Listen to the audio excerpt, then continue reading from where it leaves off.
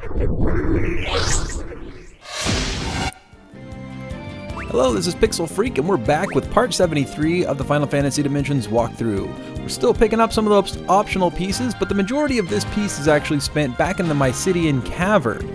Now, if you remember the last time we were there before the teams aggregated back together, when you are with Elgo right before you leave, when you fight Cocytus, there's actually a little path there that you can see, but you don't go down. That path actually leads to a new summon. Actually, it's one of the last ones, the second to last summon of the game. That's Alexander. So this is the head holy summon of the game. We spend a little bit of time in this piece going back there, going through that dungeon, making our way back. If you have the Moogle charm or the Moogle accessory that I picked up, I think it was in the last piece or the piece before that, definitely be using that because it's a long track back through that cavern and those fights are really unnecessary. Just put that sucker on and then cruise back through. I don't think there's any treasure boxes in there, but as you can see here, I'm still hunting a few of the little optional ones. You'll want to follow these to pick up, that's like a Tetra bangle, I think, and then there's one other, I think maybe the Regen bangle or the Regen accessory. That might have been in the last video though. Anyways, I'm picking up a few of the items here. This is the one right here with the 100 gil. So if you've been watching these and haven't played this yet, you can see I forgot to put on my Moogle accessory, but there's the part where you have to buy the orb for 100k. This is the one right here where you can pick up that 100k and you don't even have to do any of the previous things from the last video. You can just go straight here, get this 100 grand, and then go back to that guy that I bought it for 100 grand for and use this money right here. You don't even have to pay yourself back. You can just come get this money first and then buy the orb. Anyways, after all this, I'm going to end up in the Mycetian Cavern, and there's a few notes to talk about with Alexander, but aside from that, this is mostly just picking up optional stuff. So I'll go ahead and fast forward my commentary up to Alexander.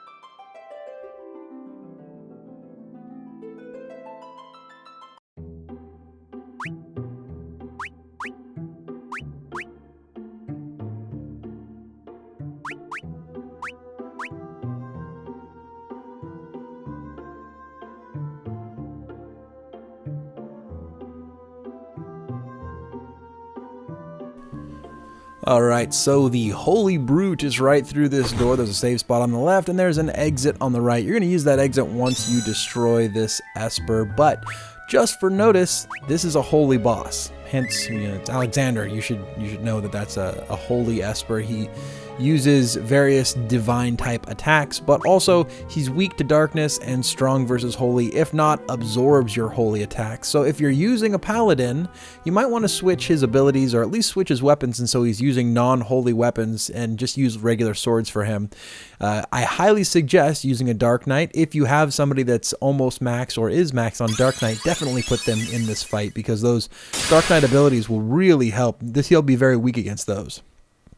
For a paladin, though, if you're going to use one, stick to normal weapons. Definitely use things like Mighty Guard or any other sub abilities you have. He'll probably be stuck with just normal attacking, because a lot of his attacks are holy based attacks, and you're not going to be able to do much of that.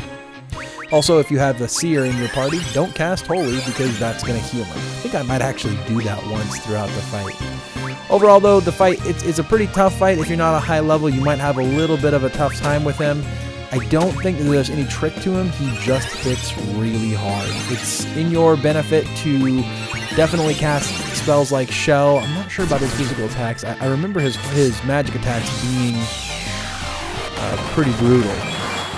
The Divine Shot, and he does, the double Divine Shot. Sometimes that can take off a good chunk of health. In between, I think the last part and this part, I did a substantial amount of grinding, so much so that I don't grind again.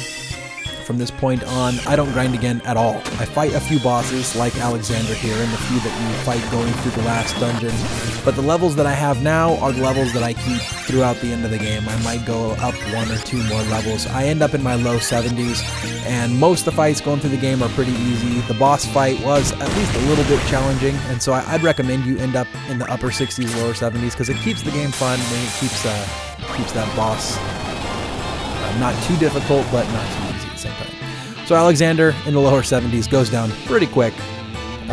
If you're not in the lower 70s, if you're still in your lower 60s or so, definitely recommend putting up Shell, maybe even Protect and Haste, depending on exactly where you are. But yeah, not too bad of a boss, and you now have the second strongest summon in the entire game.